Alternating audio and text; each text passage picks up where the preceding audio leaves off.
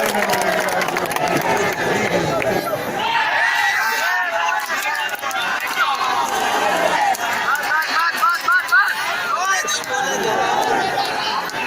अलैकुम वरहमतुल्लाहि वबरकातुहू। मजलिस इत्तेहादुल मुस्लिमीन के उम्मीदवार मोहतरम जनाब ताबिश खान साहब, उत्तर प्रदेश के मजलिस इत्तेहादुल मुस्लिमीन के सदर जनाब शौकत साहब, जनरल सेक्रेटरी व शरीक मोतमद जनाब सैयद रफत साहब, बैठ जाओ मजलिस इत्तेहादुल मुस्लिमीन के कौमी तर्जुमान मोहतरम जनाब सैयद आसिम वक़ास साहब, बिहार से तशरीफ़ लाए मजलिस इत्तेहादुल मुस्लिमीन के सदर जनाब अख्तरुल ईमान साहब, शहनशीन व तशरीफ़ फरमा भाई सुनील यादव साहब और जनाब राजेंद्र आज़ाद साहब, मेरे मजलिसी रुफ़ा, मोअज़्ज़िज़ हाज़रीन इकराम, मेरे अजीज़ दोस्तों, बुज़ुर्गों, मेरी इज़्ज़तदार माँ और बहनों, मेरे गयूर नौजवान साथियों, 27 तारीख को आप तमाम को अपने वोट का इस्तेमाल करना है और यकीनन यही आपके इस विधानसभा की किस्मत का फैसला करेगा। अगर आप अपने वोट का इस्तेमाल सही नहीं करेंगे तो याद रखिए इसकी जिम्मेदार आप होंगे, इसलिए कि हिंदुस्तान की जमहूरियत में जिसकी एक तल्ख हकीकत है वो ये है कि हिंदुस्तान के गरीब और मजलूम अवाम को सिर्फ एक ही मर्तबा जो उनके पास ताकत है उस ताकत का इस्तेमाल या फिर कहिए उसके ताकत का मुजाहरा करने का मौका मिलता है और आपकी वो ताकत वो आपका वोट है। ये तल्ख हकीकत है कि जो भी जीत कर चले जाते हैं वो फिर 5 साल के बाद नजर नहीं आते और आपको 5 साल तक इंतजार करना पड़ता है कि कब इलेक्शन आएगा तो मैं इसके खिलाफ वोट दूंगा, क्योंकि इसने मुझसे कई वादे किए थे और उन वादों को पूरा नहीं किया। मेरे भाई, आप जिम्मेदारी से आप अपने आप से एक सवाल कर लीजिए, मैं क्या कह सकता हूं? मैं अगर यहां पर 1 घंटा भी तकरीर करूंगा तो जब तक अल्लाह नहीं चाहेगा आपके दिल मजलिस की कामयाबी की तरफ राग़िब नहीं हो सकेंगे। मैं तो सिर्फ अल्लाह से दुआ कर रहा हूं और करता रहूंगा, मगर आप ये खुद सोच लीजिए कि पिछली बार जिसको आपने वोट डाला था वो कहाँ गायब हो गया, वो आपकी आंखों से ओझल हो गया। आप तरसते थे उसको देखने के लिए कि भैया कहाँ गया हमारा विधायक। 3 साल पहले आपने बीजेपी के एमपी को कामयाबी को देखा, वो कामयाब होकर आए और नहीं मालूम वो बेचारे शरद त्रिपाठी साहब किधर गायब हो गए। दिल्ली में कोई जाकर बैठ जाता है, कोई लखनऊ में भूल भुलैयों में वहां पर आवाम को भूल जाता है। तो इसीलिए आपको मेरे अजीज दोस्तों और बुजुर्गों एक ऐसे विधायक को चुनना है जिसको जब आप देखते हैं तो आपके दिल में ये इत्मीनान होता है कि हाँ ये मेरे जैसा है। अगर आप ऐसे विधायक वोट नहीं देंगे जो आप उसको देखेंगे तो आपके दिल में खौफ पैदा होता है, आपके दिल में एक परहेज पैदा होता है, आप डर कर उससे बात करते हैं। आप जब वोट डालने जाएंगे तो ऐसे उम्मीदवार को, ऐसे विधायक के हक में अपना वोट का इस्तेमाल करिए जिसको देखकर आपको डर नहीं होता, जिससे आप बेखौफ होकर बात कर सकते हैं, जिससे आप जाकर लड़ सकते हैं कि आओ हमारा काम करो, जिसको आप अपने घर का एक फर्ज समझते हैं।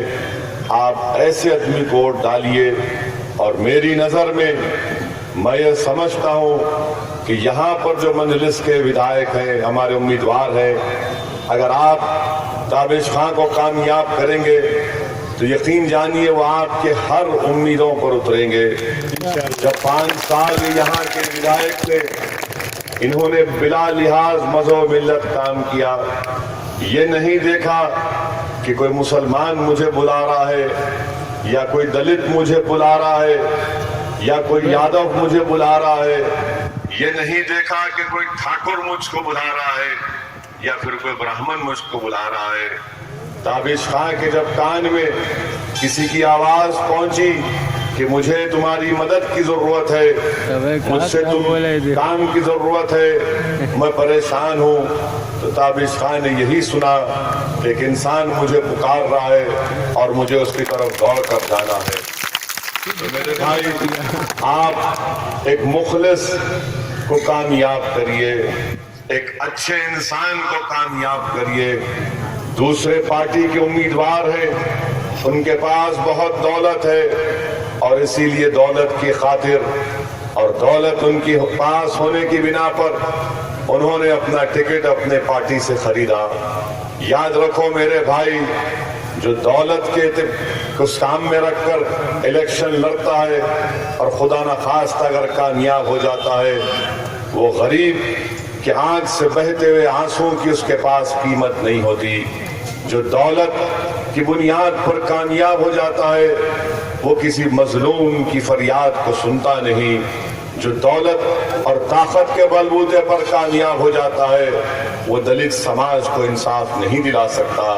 मैं आज आपसे कहने आया हूं कि आप मजलिस के उम्मीदवार ताबिश खां को कामयाब करिए, ताकि जिस किसी को तकलीफ होगी वो वहां पर दौड़ता हुआ जाएगा। आप अंदाजा लगाइए कि मेदावल विधानसभा में मेरे पास 2011 के आदाद व शुमार हैं। उत्तर प्रदेश में जो पढ़े लिखे लोगों की तादाद है, ये जो तनासुब है वो 68% है। मेदावल में उससे 2% कम है। अब आप बताइए ये नाइंसाफी कैसे खत्म होगी? मेरे भाई, आपको शिकायत है कि गांव में तरक्की नहीं होती। मैं उत्तर प्रदेश के बजट के आदाद व शुमार आपके सामने रख रहा हूँ कि उत्तर प्रदेश में गांव की तरक्की के लिए जो बजट मुख्तसस किया गया था वो कितना था मेरे भाई? वो बजट था करीब 22,000 करोड़। आप बताइए कि यहाँ का विधायक क्या कर रहा था? 18,533 करोड़ रुपये 18,533 करोड़ रुपये मंजूर होते हैं उत्तर प्रदेश की विधानसभा में। आप खुद सोचिए कहाँ गया पैसा।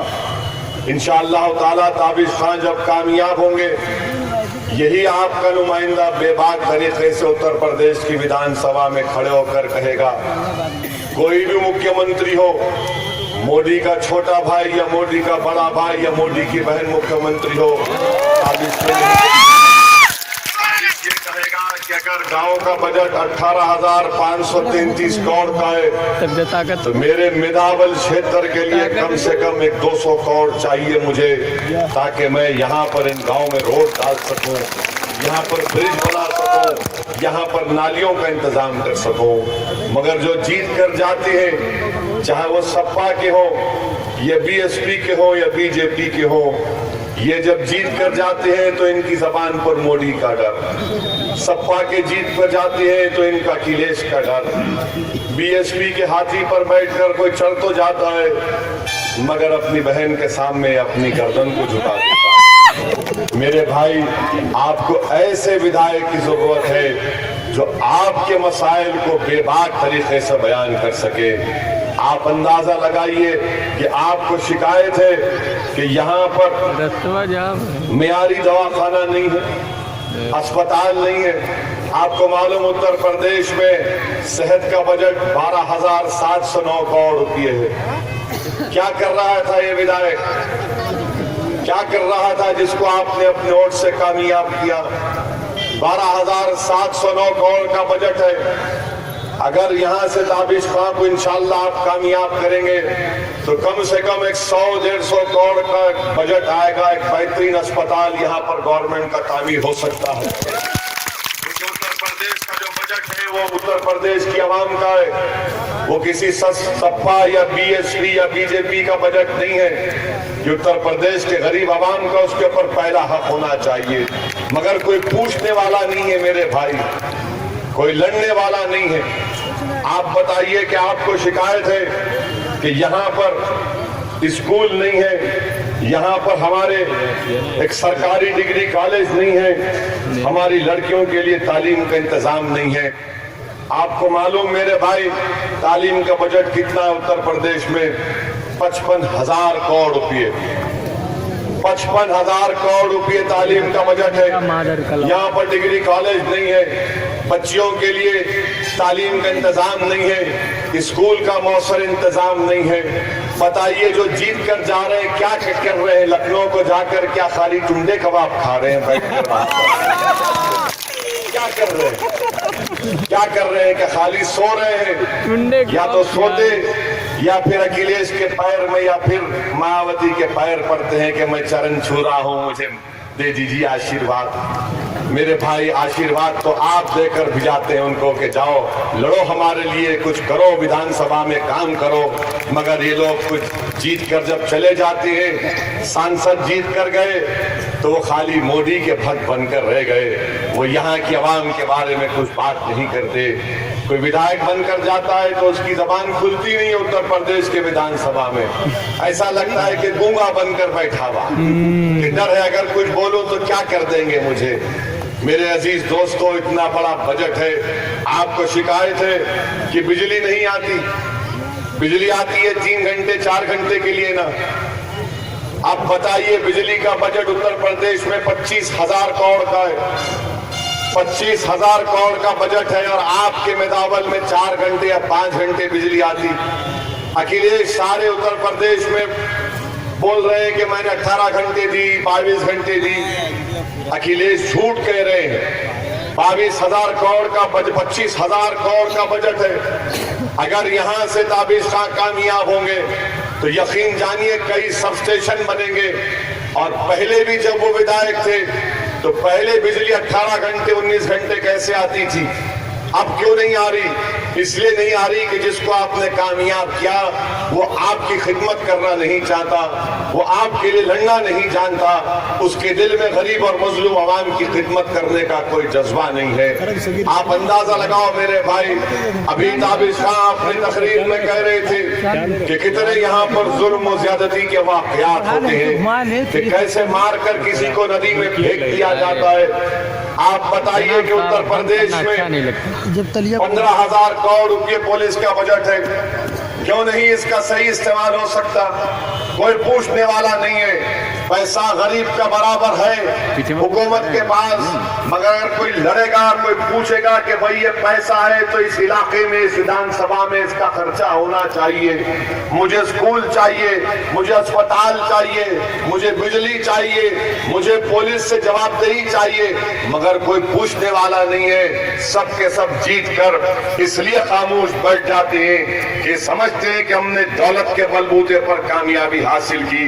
मैं आपसे अर्ज करने आया हूं कि आप एक गरीब और मुखलिस इंसान को कामयाब करिए जो आपके विधानसभा के लिए लड़ता रहेगा। यहाँ पर एक बड़ी तादाद हमारे दलित भाइयों की रहती है, मुसलमान रहते हैं, हमारे ओबीसी भाई रहते हैं। इन तीनों का, दलित, मुसलमान और ओबीसी का जो बजट है मेरे भाई, वो 5,409 करोड़ रुपये। मैं हमारे दलित भाइयों से पूछना चाहता हूँ, हमारे मुसलमान भाइयों से, हमारे ओबीसी के यादव भाइयों से पूछना चाहता हूँ, बताइए पैसा कहाँ जा रहा है, किसके पास जा रहा है? मेरे भाई इतना सब पैसा है, अगर कोई लड़ने वाला जाएगा उत्तर प्रदेश की विधानसभा को तो लड़कर वो पैसा लाएगा, वरना याद रखिए कुछ होने वाला नहीं है। अब रहा सवाल कि जो लोग आकर ये कह रहे हैं कि हम बरादरी बरादरी, अरे किधर की बरादरी की तुम बात कर रहे? 70 सीट पर बीजेपी मोदी कामयाब हो गई, तुमने क्या किया डुमरियागंज में? बताओ, डुमरियागंज में इलेक्शन लड़े और किसको कामयाब किया? वहां से कौन कामयाब हुआ? तुम तो कामयाब नहीं हुए ना, तुम कामयाबी का इरादा लेकर आ रहे हो, बस अपने घटिया अज़ाइम, और अपनी अनानियत की तकमील के लिए कोई आ रहा है। अरे कोई मजलूम औरत कल दवाखाने में सिसकती मर गई, तुम्हारे जुल्म का शिकार होकर रह गई, और आज तुम और तुम्हारी औलाद इन गरीब और मजलूम खवातीन से क्या इंसाफ कर पाओगी जो तुम्हारी हवस का शिकार हो गई। मेरे अजीज दोस्तों और बुजुर्गों, मैं आपसे अर्ज करने आया हूं कि अपने वोट का सही इस्तेमाल करो। अगर आप ताबिश खां को यहां से कामयाब करेंगे तो यकीनन ये सेकुलरिज्म की कामयाबी होगी। 5 साल में आपने सपा की हुकूमत को देखा, 3 साल मोदी वजीर आजम बनकर बैठे हैं। बीजेपी ने कहा था कि हर साल हम 1 करोड़ नौकरियां देंगे, 3 साल में 3 करोड़ नौकरियां मिलनी चाहिए थी पूरे देश के बेरोजगार नौजवानों को, मगर पिछले साल 2016 में सिर्फ 1.5 लाख नौकरियां मिली। वहीं पर मोदी के छोटे भाई अखिलेश यादव कहते हैं कि मैंने 4,50,000 नौकरियां दी। मैं आज के इस जलसे आम में एक नौजवानों की कसीर तादाद को देख रहा हूं। मैं नौजवानों से एक सवाल कर रहा हूं, मेरे भाई आप मेरे सवाल का जवाब हाथ उठाकर दीजिए कि 5 साल में समाजवादी की सरकार ने किसी एक नौजवान को यहाँ पर नौकरी दी? नहीं दी। जिसको दी हाथ उठाइए। डॉक्टर साहब मौका दी। जिसको नौकरी चाहिए हाथ उठाइए। ये नहीं है नौकरी चाहिए, नौकरी ले यार। अब जब ये हाथ उठ गए तो फिर 27 तारीख को क्या करेंगे? जो तुमको हाथ में नौकरी नहीं दिया उसको तुम रोजगार देंगे या उसको बेरोजगार करेंगे? बेरोजगार। तो 27 तारीख को आप पतंग के निशान पर बटन दबाएंगे ना, दबा के बटन दबाना, ताकि जब तक आप उनको दबाएंगे नहीं, ताबिश खान को कामयाब नहीं करेंगे, ये लड़ाई खत्म नहीं होगी। याद रखो आप, जब एक बेबाक गरीबों का नुमाइंदा उत्तर प्रदेश की विधानसभा में जाएगा, जिसके जिंदगी का मकसद सिर्फ गरीबों की मदद करना होगा, लड़ना होगा, तभी जाकर हकीकी मानों में आपकी कामयाबी होगी। हमारे वजीर आजम उत्तर प्रदेश में आकर नई नई बात करते हैं, कब्रस्तान, शमशान, रमजान, दिवाली। समाजवादी के अखिलेश बोलते हैं गधे की बात करते हैं। अरे ये क्या हो रहा? इंसानों की कोई बात ही नहीं कर रहा है। ये 5 साल मुख्यमंत्री रहा, वो गधे की बात कर रहा है। वो 3 साल प्रधानमंत्री है, वो शमशान और खबरस्तान की बात कर रहे हैं। अरे क्या कोई खबरस्तान या शमशान या गधे जाकर पोलिंग बूथ को डालेंगे? इंसान जाएगा ना, तो इंसान की बात नहीं कर रहे हैं। मालूम हुआ कि मोदी के पास और अखिलेश के पास इंसानों की कदर कीमत नहीं है। अब रहा सवाल बीएसपी का, वहां पर दौलत का मामला। जो दौलत दिया वो इंसान, जो नहीं दिया वो खत्म। मेरे भाई, मेरे बुजुर्गों, मैं आपसे अर्ज करने आया हूं कि तमाम लोग हमसे वोट हासिल करते हैं और फिर बीजेपी की तरफ से ये ऐलान आ गया कि अगर खुदा ना खास्ता उत्तर प्रदेश में इनकी सरकार बनेगी तो ट्रिपल तलाक के मसले को उठाएंगे। हम हमारे प्रधानमंत्री से पूछना चाह रहे हैं, आप अपने आप को प्रधान सेवक कहती है, प्रधानमंत्री ने कहा कि मैं भेदभाव खत्म करना चाहता हूं, तो बताओ वजीर आजम, आपने एक भी मुसलमान को टिकट नहीं दिया 403 में, क्या ये भेदभाव नहीं है? और आप कहते हैं कि ट्रिपल तलाक, मैं मुस्लिम खवातीन को इंसाफ दिलाना चाहूंगा। अरे आप एक दो मुस्लिम खवातीन को टिकट देकर कहती है मेरी बहनें, इनको कामयाब करो, मगर आप ट्रिपल तलाक के बारे में बात कर रहे हैं। प्रधानमंत्री जी, आपको फिक़े हनफिया के बारे में क्या मालूम? आपको हिदाया किताब के सफ़े अव्वल पर जो हदीस शरीफ लिखी गई कि जो इल्म से जिंदा होता है कभी नहीं मरता, उसके बारे में क्या मालूम? आपको फतावे आलमगीरिया के बारे में क्या मालूम? प्रधानमंत्री जी, आपको ट्रिपल तलाक के बारे में कुछ नहीं मालूम। आपको ये भी मालूम, आपको ये भी नहीं मालूम कि मोहतरमा आपकी कहाँ? हमारे पीछे पड़े ये ट्रिपल तलाक वो कर देंगे। अरे पहले अपने घर की फिक्र ले लो, हमारे पीछे क्यों पड़े आप? मगर सिर्फ नफरत की राजनीति करना जानते हैं, नफरत पैदा करना चाहते हैं। मेरे भाई, ये नफरत पैदा करने वालों को शिकस्त दीजिए। और जो मोहब्बत को फैलाना चाहता है, जो भाईचारगी को फैलाना चाहता है, जो हिंदुस्तान की गंगा जमुनी तहजीब को मजबूत करना चाहता है, जो गरीबों को सीने से लगाना चाहता है, जो नौजवानों के कंधों पर हाथ रखना चाहता है, आप ऐसे नुमाइंदे ताबिश खां को कामयाब करेंगे तो याद रखिए ये हकीकी मानों में आपकी कामयाबी होगी। अगर आप कामयाब नहीं करेंगे तो याद रखिए खुदा ना खास्ता ये नुकसान आपका होगा मेरे भाई। इस नुकसान के जिम्मेदार हम होंगे। आपने देख लिया कि उत्तर प्रदेश की विधानसभा में कैसे कैसे लोग कामयाब होकर जाते हैं, कैसे कैसे लोग कामयाब होकर जाते। और फिर यहाँ पर हमारी एक बहुत बड़ी बरादरी रहती है अंसारी भाइयों की। क्या ये बात सच नहीं है कि जो पावर लूम 80,000 90,000 में आप खरीदते थे, आज हालत मजबूरी में आपको कोड़ा करकट में 10,000 रुपये में उसको बेचना पड़ रहा। बताइए यहाँ पर जो आज अंसारी बरादरी का नाम लेकर आ रहे हैं, क्या उन्होंने अपने 5 साल पैसे के विधायक इस पावर लूम के बारे में कोई सवाल उठाया कि भाई ये अंसारी भाइयों का पावर लूम है जिसको आज वो मजबूर और बेबस होकर 10,000 रुपये में कोरा करकट में बेच रहे हैं? क्या उन्होंने असेंबली में सवाल उठाया कि जो अंसारी भाई बुनकर हैं, जो दिन में 40 मीटर कपड़ा बनाते हैं, आज से 10 साल पहले उस कपड़े की बनाने की कीमत 4 रुपये मीटर थी, आज वो 3 रुपये 80 पैसे हो गया। 40 मीटर एक बुनकर बनाता है दिन में, तो दिन में 150 रुपये कमाता है।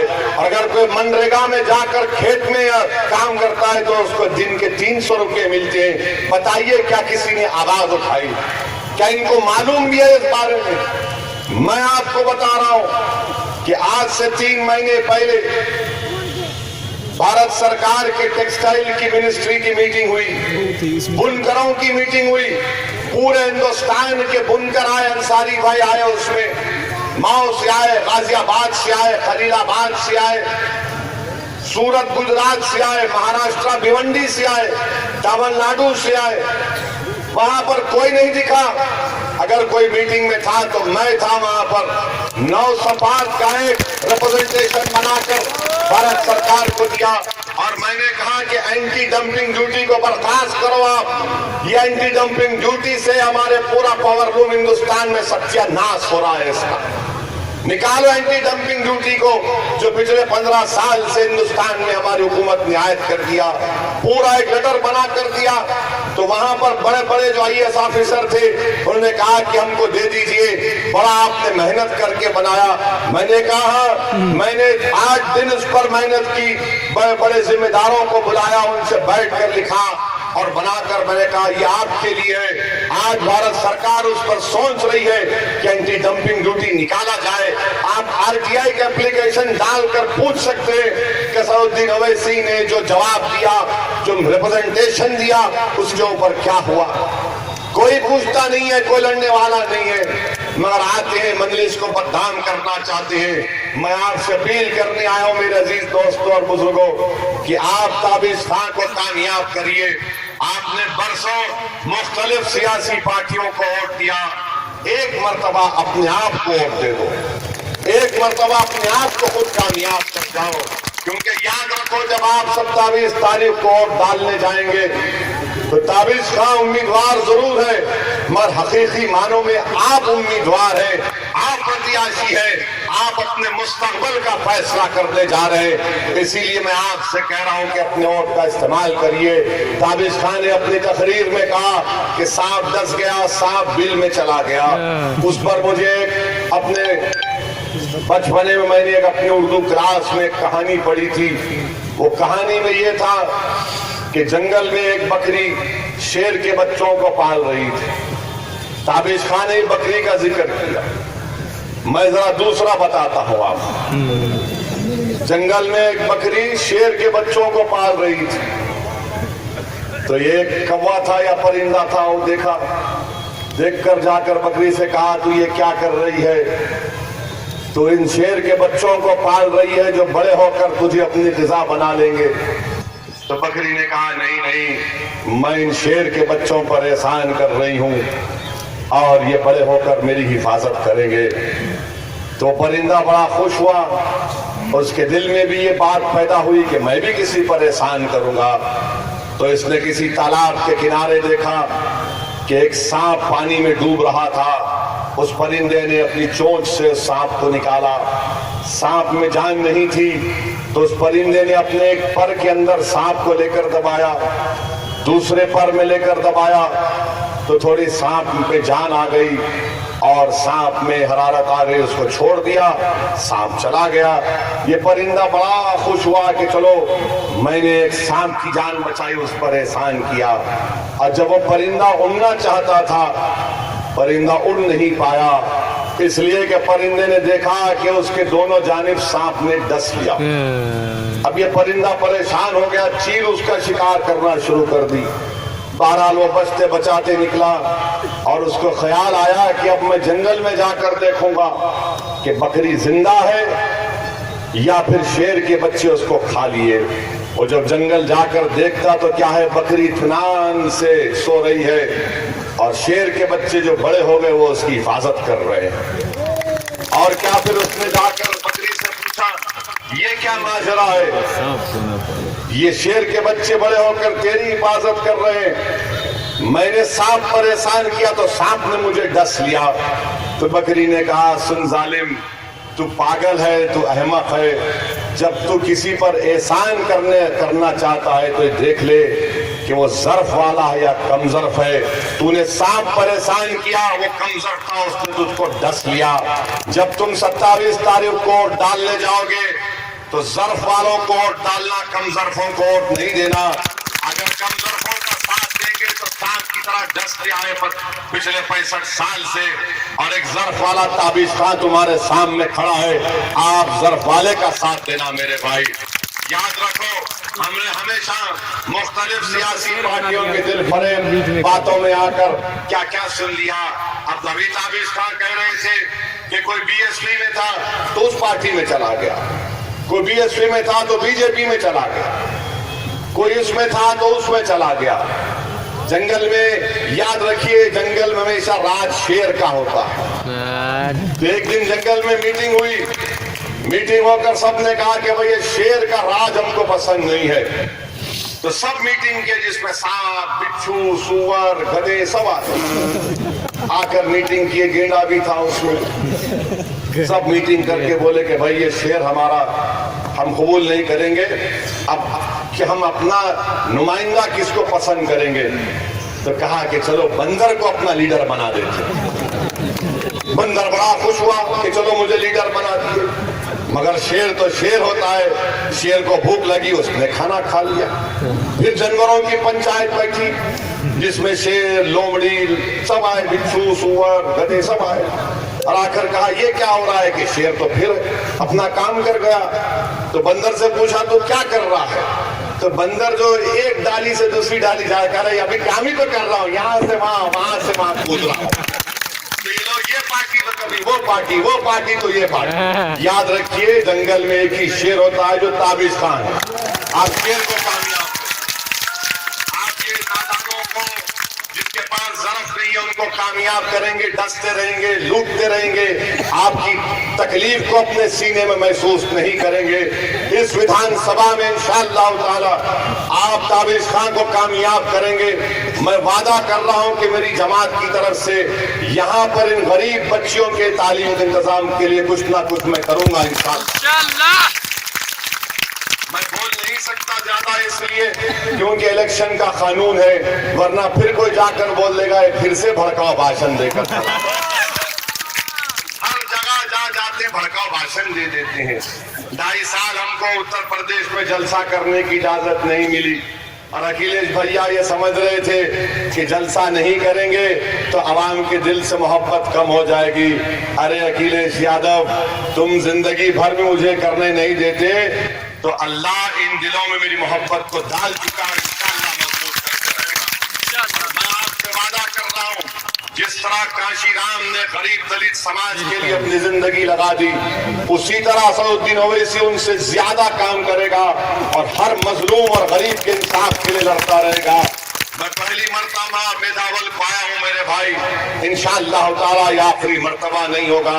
मैं बार बार आता रहूंगा, मैं तुम्हारे घर पर आऊंगा, पानी पीऊंगा, और अगर भूख लगी तो कहूंगा कि मुझे खाना भी खिलाओ, इसलिए कि तुम्हारा घर जरूर है, वो मेरा घर भी है। तुम्हारा मेरा रिश्ता खून का नहीं है, मगर तुम्हारा और मेरा रिश्ता वो ऐसा रिश्ता है जिसको कायनात के रब ने बना दिया है, और दुनिया की कोई ताकत उस रिश्ते को तोड़ नहीं सकती। उस रिश्ते की बुनियाद पर मैं तुम्हारी पॉकेट पर आऊंगा, अपना गिरबान भी फैलाऊंगा, और खुदा की कसम को अखियारों और जालिमों के दरबार में मजलिस इत्तेहादुल मुस्लिमीन अपना दामन नहीं फैलाएगी। ये वतन हमारा था, हमारा है और हमारा रहेगा इंशाअल्लाह ताला। हमारी लड़ाई हक की लड़ाई है, हमारी लड़ाई कोई नहीं है कोई आसमान से तारे तोड़कर ला कर दो या जमीन के अंदर से खजाने निकाल कर दो। हमारी लड़ाई गरीब मजलूम अवाम की इंसाफ की लड़ाई है। हमारी लड़ाई यह है कि हर गरीब के बच्चे को स्कूल मिलना चाहिए। हमारी लड़ाई जिद्दोजहद ये है कि हर बच्ची तालीम याफ्ता बने।